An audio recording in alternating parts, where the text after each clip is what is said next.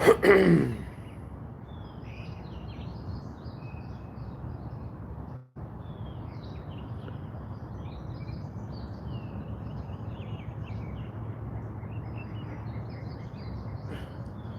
right, Shalom. First and foremost, I would like to give all praise and glory unto Yahweh, Bahashem, Yahweh Shah, Bahashem, Kakadash. Double honors unto the apostles and the elders of GMS who rule well, teach well, being great examples to his younger brothers. And peace and blessing, salutations to the hopeful lake out there pushing his word and truth and in sincerity across the four winds in the name of Yahweh, Bahashem, Yahweh Shah. Pushing to get up out of here. Shalom to the hopeful lake, the believers, the listeners, whom have came back to the obedience of the scriptures through faith in Yahweh Bashem Yahweh Shai.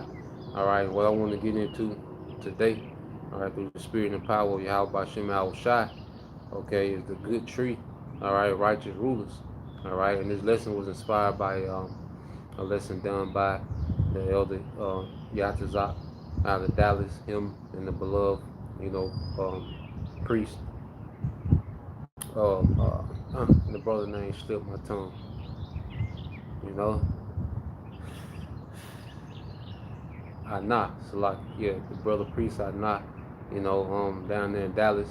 And they was going to the book of Judges, the ninth chapter, all right, Elder Yatazak, he's always going in, into those, you know, series where he goes through the whole book, him and another brother, him and their brother Anah, they do a great job at breaking down, the backdrop, what was going on, linking it back to the day. It's an edifying lesson, in those series that they do in general. I know they went through the book of Maccabees and other books as well, and those some good, because we go into history, but what better history to know, than our history, we be familiar with our history, man, because that's part, of our identity, the standard, set by our forefathers. But it was a parable in there, and we're going to go into dealing with a tree, and just bring it home to the day, and ultimately, what we understand, like I always say, like we always say, is that Christianity never gave us the aspect of rulership when it came to the Bible.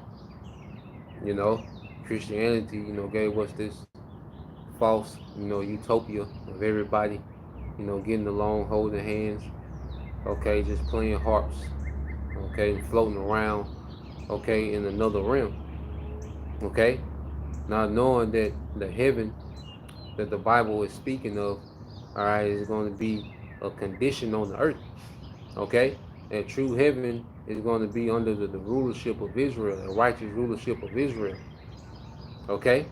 Right now, Esau, Edom, the devil, he's in his heaven, he's in his rulership, okay, but it's a rulership of wickedness where everything is suffering, man. All right, so this book, okay, is written. All right, the Bible, a lot of the things, the overall message of the Bible, you know, we gotta understand that this book isn't a book written to and for everybody. Okay, and ultimately, a lot of things in this book is addressing, okay, the sons of Israel. Okay, that's why you hear, okay, how women shouldn't be teaching, because a lot of these things in this book isn't written to women, it's written to the men, and the men interpret it, all right, for, all right, the sons of God. It was meant for us to interpret, okay, the understanding of righteousness to everyone else, man.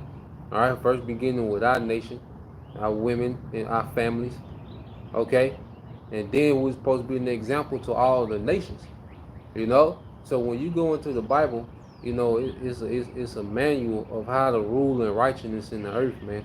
And it's written to the sons of God. A lot of things in the Bible are written directly to the sons of God. You know, there's certain, history and, you know, um, certain accounts, and there's nothing wrong with a woman reading, okay? But she has to get the interpretation of what she's reading, okay, through the sons of God, man, through through the Israelite man. Okay, and it's not saying it in a boasting way. That's what it is, and this is why Israelite men, we suffer a lot. We suffer because we the ones that had all the responsibility. That's why we fail the fathers. Okay, we as a nation fell to the bottom, but then the Israelite man fell beneath the bottom, under the woman and children. Okay, because hey, we was given the biggest responsibility, man, and rulership. So it's not a thing of boasting; it's just a thing of order. Like that's what it is. Everybody benefits off the order that the Lord set up. Okay, the Heavenly Father, Yahweh Shai, the Israelite man, the Israelite woman, then the children. Okay, then these other nations, all right, are under all of us, man. Okay, because in the kingdom, all right, the children that are born in the kingdom, they're going to come out with authority over these other nations. They're going to be born. They're going to inherit that authority over other nations, man. All right, but first, that's why the Lord He's cleaning up, all right, His men. You know, He's chastening His sons, preparing us for rulership. Okay, now I want to go here. Wisdom of Solomon 1:1. It says, "Love righteousness, ye that be judges of the earth. Think of the Lord with a good heart, and in simplicity of heart, seek Him." Okay, and we fell away from that. It says love righteousness, ye that be judges of the earth. So a ruler, okay, is supposed to love righteousness. And remember, this is wisdom of Solomon, so this is coming from a king. All right, the greatest king to live to rule in the earth, as far as wisdom and riches. Okay, you know, and we understand who that is in the spirit. All right, so Wisdom in Solomon 1:1. So the intro, you know how you have an intro, to an album, okay? That pretty much set the tone, for the rest of the album, okay? You have the introduction to a movie, the introduction scene to kind of set the tone, for the movie. Well, Wisdom of Solomon 1:1, he comes out the door and says, love righteousness, man. Okay? Yeah, that's the first thing said. Love righteousness, ye that be judges of the earth. Think of the Lord with a good heart, which is a good mind, and in simplicity of heart, seek Him, man. And one thing about this rulership, Esau has overcomplicated everything, man. You know, he has overcomplicated everything, man. You see, that's why even there's a status. You ask a woman, she's single, and she can say it's complicated. Like what does that mean? Okay, are you married? It's complicated. Like what? But this Esau's rulership has complicated everything, man. Okay, it's not supposed to be that hard to find food without all these ingredients and chemicals, and he has overcomplicated everything, man. Okay, it shouldn't be this complicated, okay, with all these paperwork, this nigga paperwork and everything, got so many schemes and gimmicks. Like his whole rulership is overcomplicated, man. But true wisdom is simplifying things, man. True wisdom is making something that's complex and making it simple. Okay, that's true wisdom, and that's how our kingdom is going to function. Okay, so let's get to the parable. Let's get to the parable. So you have this account in Judges, all right, when you had this, this wicked Jake, wanting to be king, over this city of Shechem in Israel. Okay, and he wanted to rule, all right, based off ego. Okay, and this is what we see in this society, that people want authority and clout and popularity for ego. It has nothing to do with the well-being of the people that's under them. It's about their ego. Okay, we're under the rulership of an egotistical, all right, maniac, Esau Edom, and Amalek is likened unto that. Okay, the mentality he has towards rulership. All right, so you had this one Jake, all right, Jotham, who was in the right spirit. he's going to go into a parable, and we're going to show how, these trees represents righteous and good rulerships, man. Okay, this is and also wicked rulerships as well. We're going to go into the both. All right, this is Judges 9:7. It says, and when they told it to Jotham, he went and stood in the top of Mount Gerizim and lifted up his voice and cried and said unto them, hearken unto me, ye men of Shechem, that God may hearken unto you. So he's going to the parable. The trees went forth on their time to anoint a king over them. And they said unto the olive tree, reign thou over us.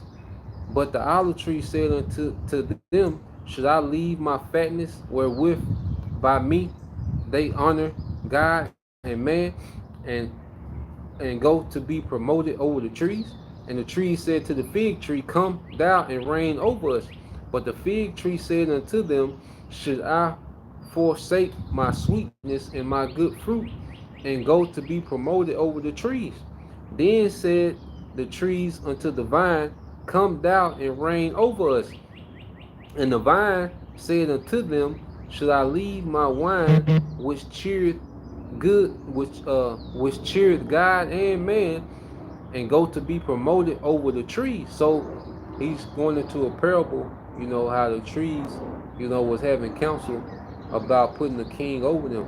Okay, so he went to the olive tree, and the olive tree was like, nah, I can't leave off from my purpose, to reign over y'all. The fig tree, the vine, okay, and they all was like, look, I can't leave my purpose to come reign over y'all. Even when you go into the Gideon, all right, which these are his children that we're reading about, okay, but when you go into Gideon, after he won, that war, I believe against the Midianites, and they wanted to make him king, and he said, nah, man, the Most High is king over y'all. Okay, he wasn't looking, to be king. He served his purpose, as a leader and a warrior, but he wasn't trying to be king. Okay, and it says, then said all the trees unto the bramble. All right, now a bramble is a thorn bush. Okay, this is a thorn bush. Okay, then said all trees unto the bramble, come thou and reign over us. And the bramble said unto the trees, if in truth, all right, you anoint me king over you, then come and put your trust in my shadow. And if not, let fire come out of the bramble and devour the cedars of Lebanon. Okay, so the bramble, when he asked, okay, to be king, all right, and the bramble, remember, it's a thorn bush, and this is symbolic of the characteristics of men. Okay, this parable is going to the characteristics of men. So here it is, you have a thorn bush, which the brother priest have not brought it out, how a thorn bush is really good for nothing but making, a whip, something to scourge. You remember they put on Yahushua a throne, okay, of thorns, okay, as a form of punishment and scourging. Okay, so the bramble bush, like, if you have me king, trust in my shadow. Okay, and when you think of a shade, you don't think of a thorn bush when you want true shade. A thorn bush will be pointless in the time of shade. Okay, and if you did, manage to get up under it, you're gonna cut yourself up trying to get up under it, and then you're gonna cut yourself up trying to get away from it, man. Okay, so it doesn't even have the qualities, okay, of being helpful, man. The only thing that it can really do is scourge, okay, and do harm. And this is what we're seeing in Esau's rulership, and everyone that comes under the shadow of this, man, as the scriptures say, our people trust in the shadow of Egypt. Matter of fact, let's get that.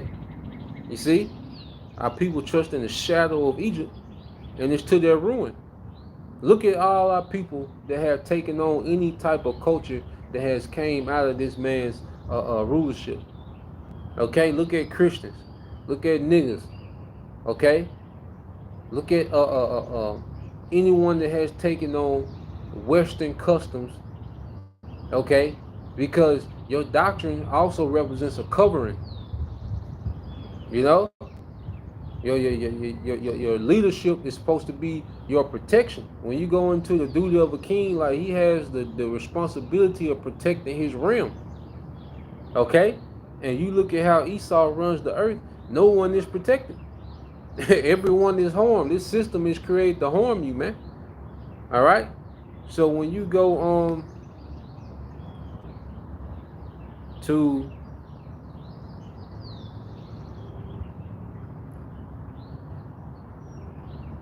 Isaiah 30:1, says, "Woe to the rebellious children, said the Lord, that take counsel, but not of me, and that cover with the covering, but not of my spirit, that they may add sin to sin.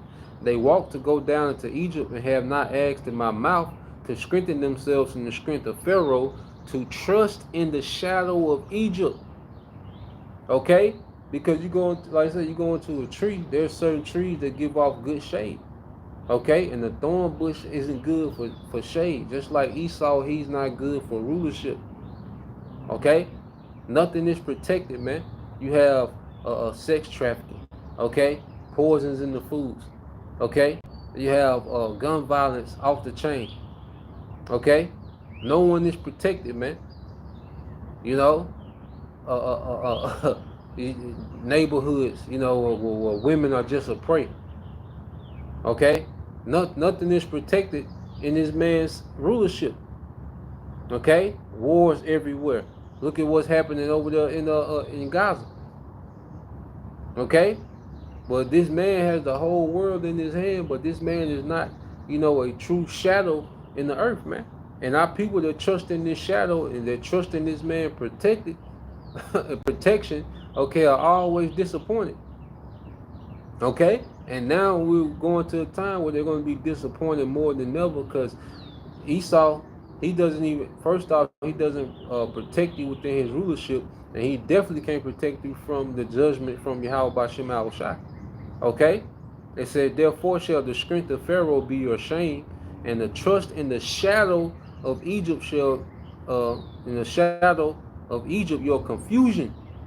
Okay? So trusting in the shadow of Egypt, okay, going to America and ultimately this beast system, it's going to be to the confusion of the masses, man. Okay? This is what we see finna happen. You're trusting in the wicked rulership. Okay? The scriptures speak about, let's get that, you know? But see, the elect, the Lord put the spirit on us, all right, to come from up under, all right, the belief, you know, we still, you know, have to pay bills, and we subjects in this wicked kingdom, okay? But the belief in this kingdom, we've been removed from that, man. And our trust is in a righteous ruler, Yahweh Shai, and the kingdom that he has to come. Okay, that good tree.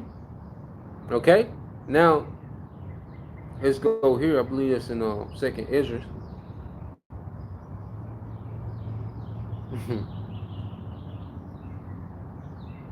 This 2nd Ezra chapter 2. All right. Verse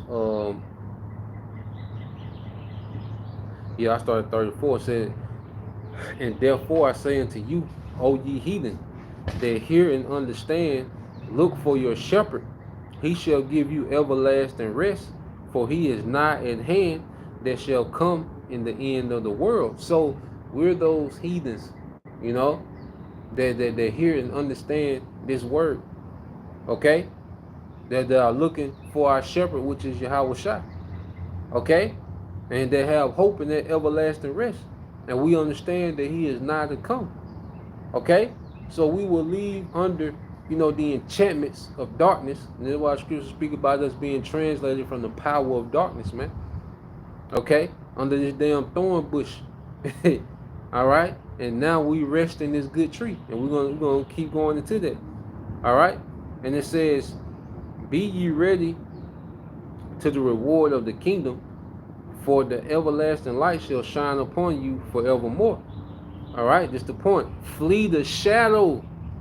Okay, flee the shadow, that false hope, that false protection, that pseudo salvation of this world. We flee that in our mind. Okay? We're gone. We have no trust, no hope in this society, man. Okay? We fully understand that this is wicked rulership, man. We don't give a damn. There's no such thing as the less of two evils, the lesser of two evils. I'm gonna vote Trump this time. I'm gonna give Trump one more chance. I'm gonna give Trump one more, them niggas, man. Nah, man, the whole system is wicked. Okay? From the top to the bottom, it's all wicked. Everything is corrupted and defiled. It needs to be a righteous reset. So in our mind, we've already fled the shadow of this place, man. That false protection, man. Okay? It says, even, hey, know how thorns poke you, because guess what? What did he offer as a protection? That juice. You had to go get poked by that thorn. Okay? You had to go get poked by that thorn bush. Okay? He presented as what? Protection, as a covering. Okay? It's a wicked ruler. All right? And it said, look for your shepherd. Also, it says, verse 36, it said, flee the shadow of this world. Receive the joyfulness of your glory. I testify my Savior openly. Okay? And we're testifying Yahweh Shai openly, man. Okay? Because we're confessing the righteous king. The Spirit has us condemning, all right, this wicked rulership, all right, and giving a testimony, a witness of a righteous ruler to come, which is Yahweh Shai. Okay? It says, oh, receive the gift that is given you and be glad. Give thanks unto him that have led you to the heavenly kingdom, man. Okay? And it was through Yahweh Shai's leadership, what he did on the cross, the teaching, because the teaching, the teaching style that we have now is that of Yahweh Shai. Because you look at brothers, teach, using parables and analogies. Well, that's Yahweh Shai teaching style, man. Yahweh Shai, was amongst, the common people. Okay? He was, diligent, teaching daily. Well, guess what? Brothers come in that teaching style of Yahweh Shai. Okay? So we're following Yahweh Shai, and as we follow Yahweh Shai, the believers, follow the teachers, man, and we're all being led, all right, into a righteous rulership. Okay? So let's go from there, because see, when you speak about a good tree, because you look at a tree is like a whole ecosystem, Let me look that word up. Ecosystem. Because a tree, you can look at a tree, you just see leaves and, in the trunk, but nah, man, a tree, okay, is one tree in itself is likened, into a kingdom, okay? We're going to go into it, all right? And the tree that's flourishing is likened into a prosperous kingdom, all right? It says, ecosystem is a community of living organisms, plants, animals, and microbes in a particular area. The term eco refers to the part of the world and system refers to coordinating units. An ecosystem is a community of organisms in their physical environment interacting together. So let's take a tree. Like, you can have one tree and it can produce what, food for squirrels, okay, food for birds, a house for squirrels, a house for birds, okay, it can produce a certain type of sap, okay, what you call that maple syrup, off the maple tree. Then you have, the boswellia tree, it can be used, the sap that comes off of it, where you get the frankincense. The tree bark, can be used for medicine. Like, the tree is like an ecosystem within itself. Different type of animals and critters all can live in this one tree. Okay, and exist in this one tree. Food can come off this one tree that feeds different animals. Okay, so a tree within itself, is like an ecosystem, man, just like a kingdom.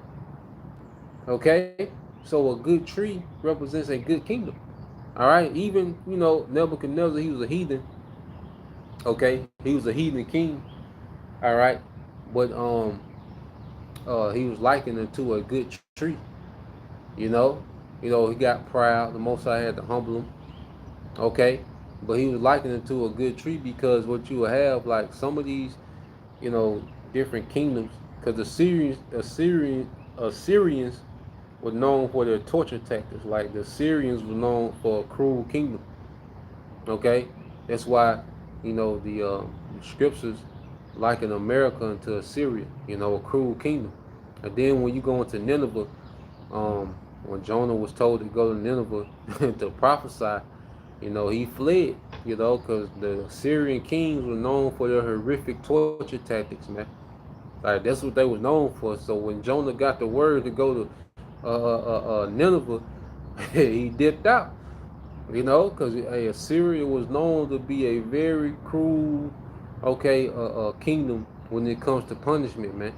Even what Tobit did, that's why Tobit, you know, um, it's a book dedicated to Tobit. Like Tobit was a great example, you know, of of first integrity, dealing with being an Israelite man, but then, boldness in Yahweh Bashim Al Shah.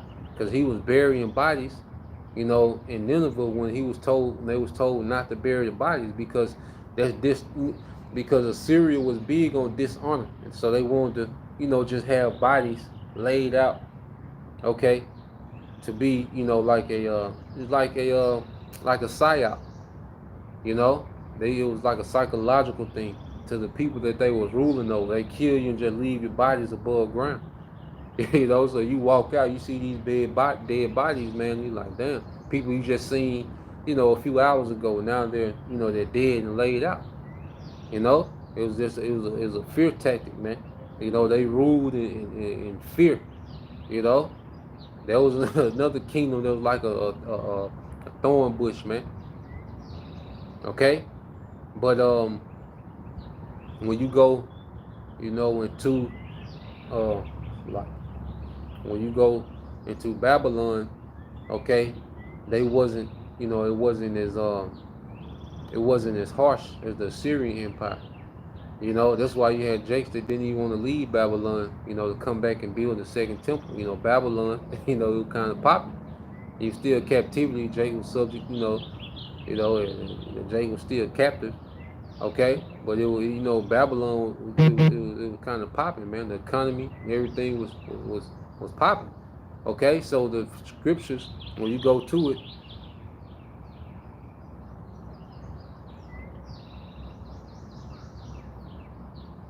um, you go there, Daniel 4, you know. So yeah, Jonah, wasn't trying to go to Nineveh, man. Like he was like, shit. But he had to go. The Lord eventually tightened his ass up, Going back to Tobit, like Tobit, it was a bold thing Tobit did because he did that defying the kings of Assyria, man. you know, this is Daniel 4, and so this is Daniel.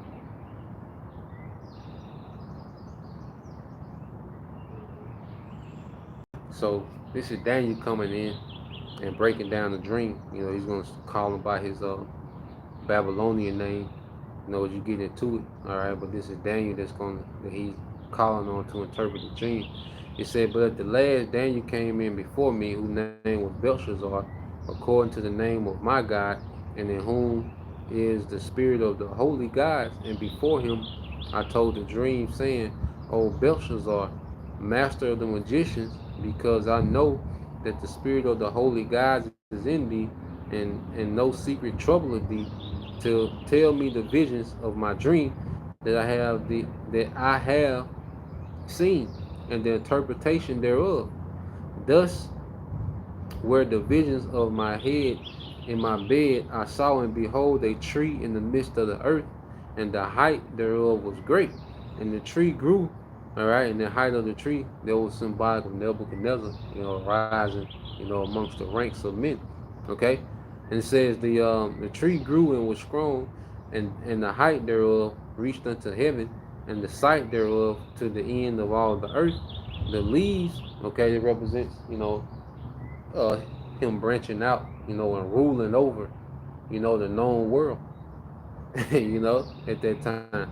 All right, and it says, the leaves thereof was fair, and the fruit thereof much, and in it was meat for all, and the birds of the field had shadow under it, and the fowls of the heaven dwelt in the boughs thereof, and all flesh was fed of it. So it represents, a booming economy, a flourishing kingdom, you know, but it's likened unto a tree. You see?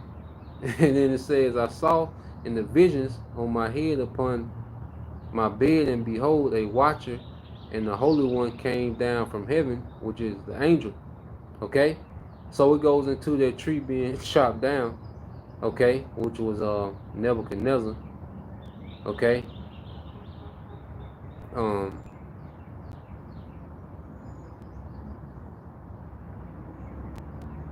I'm just gonna go down and break it down. Alright, so this is Daniel 4 and 20. He's gonna break down the tree. It says, the tree that thou sawest, which grew, Daniel 4 and 20, the tree that thou sawest, all right, which grew and was strong, whose height reached unto heaven, and the sight thereof to all the earth, whose leaves were fair and fruit thereof much, and in it was meat for all, under which the beasts of the field dwelt, and upon whose branches the fowls of the heaven had their habitation. It is thou, O king, thou art grown and become strong, for thy greatness is grown and reached unto heaven, and thy dominion to the end of the earth. Okay? So let you know, just to show that the tree, represented, a ruler. Hey, how you doing? You okay? You doing all right today? I'm good.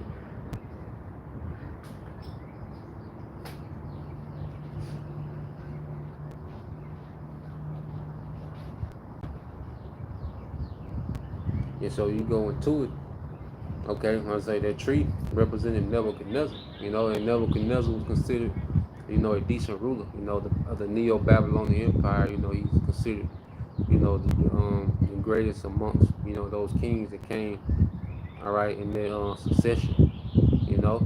So just to give you an example, of these trees represent good rulership. Now, when you go here, showing that we're becoming, those righteous rulers, okay, through this word, through this doctrine, man.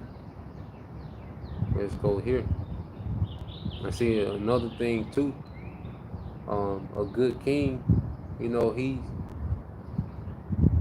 he provides for his realm. You know, like if someone's in rulership for their ego, they want everyone to, uh, uh, pretty much they want everyone to feed their ego. They get off on having authority over people. They get off on, having control over people's lives. Like they get off on that, But really, you know, that's a serious thing. That's why we went into the other day how King Solomon, he prayed for wisdom to be able to judge right and wrong, because he knew that the lives of other people was based on his decision making. He know that his decision will have, as a ruler, your decisions have a ripple effect.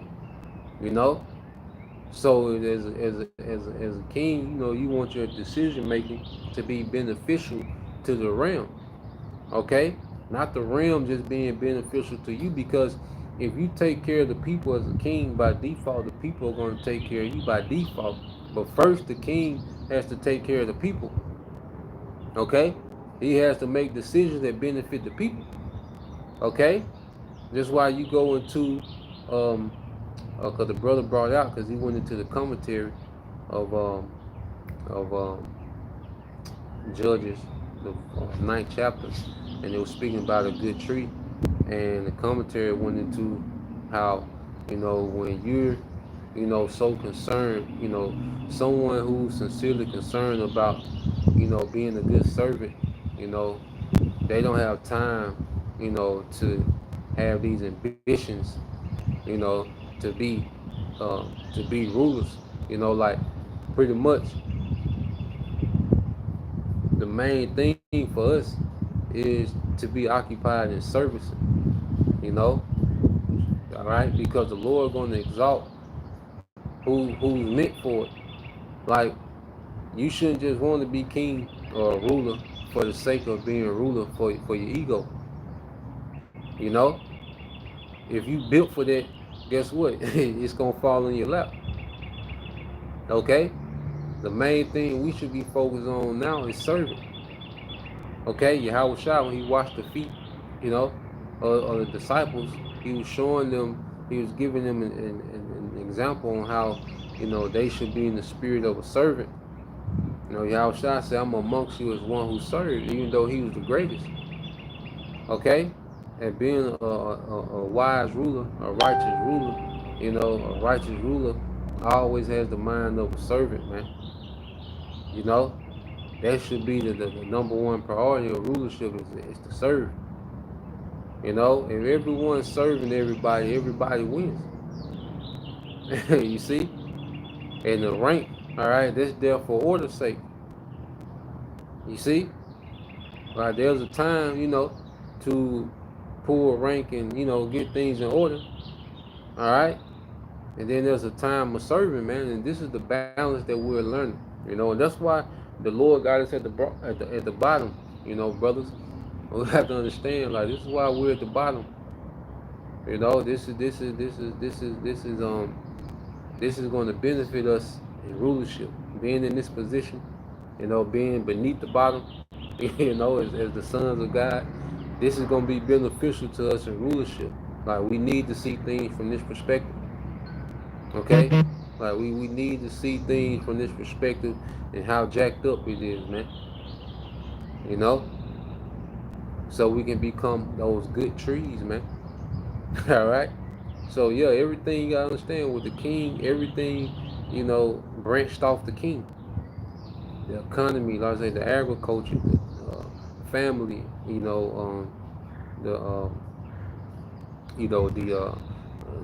the medicine, everything, man.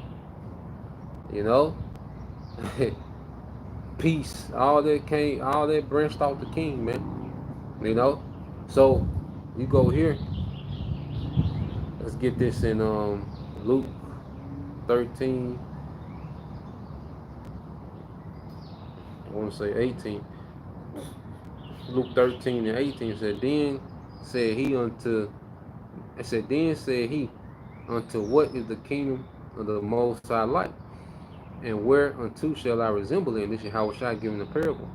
It is like a grain of mustard seed, which a man took and cast into his garden, and it grew and waxed great. And the fowls of the air lodged in the branches of it. And see, the kingdom, all right, begins with what? This wisdom, this doctrine. Okay?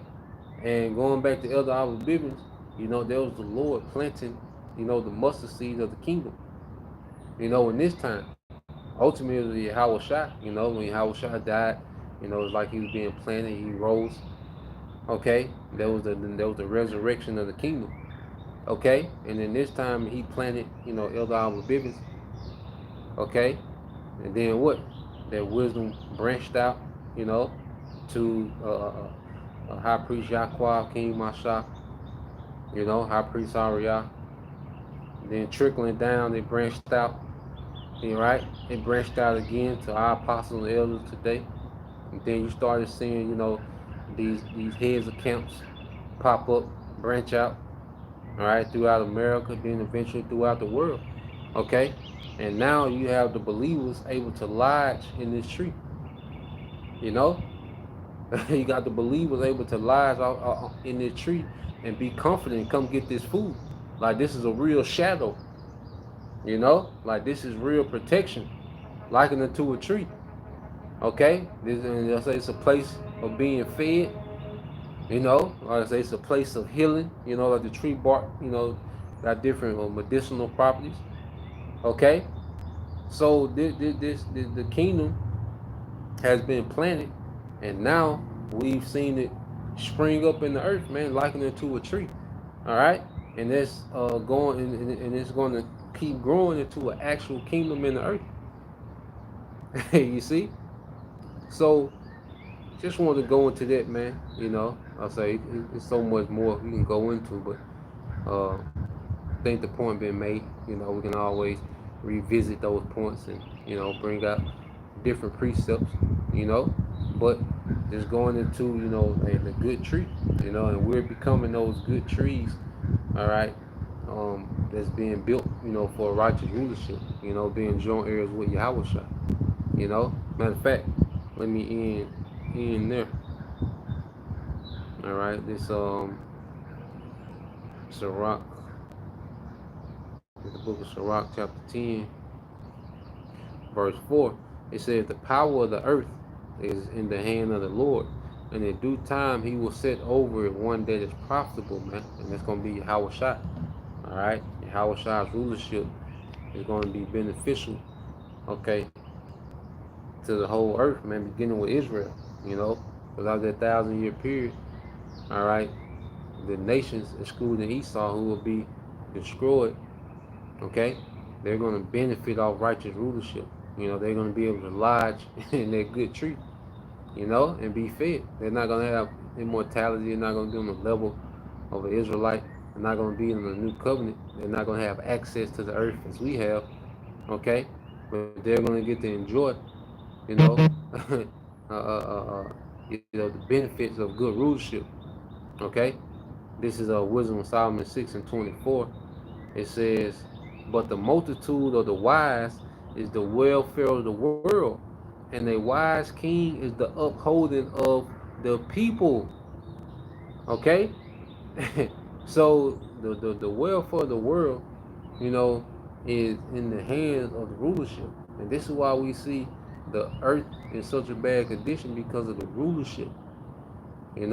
Every problem that we can think of, we can trace it back to the rulership, man. Okay? Just like in the kingdom, all the goodness of the kingdom is going to be able to be traced back to the rulership, man. Wise, wise kings. Okay, the sons of God, the rightful rulers. Okay, verse 25. Receive therefore instruction through my words, and it shall do you good, man. Okay, so in this grace period, we're constantly, receiving, the instructions of righteous rulership, man, being built up, to that good tree. All right. But that's the point. Lord will, you brothers, all right, and you sisters was edified once again. Give all praise, honor, and glory unto Yahweh, Bahashem, Yahweh Shah, Bahashem, Kakadash, and double honors unto the apostles and the elders of GMS who rule well, teach well, being great example towards younger brothers, and peace and blessings, salutation, hopefully, shalom.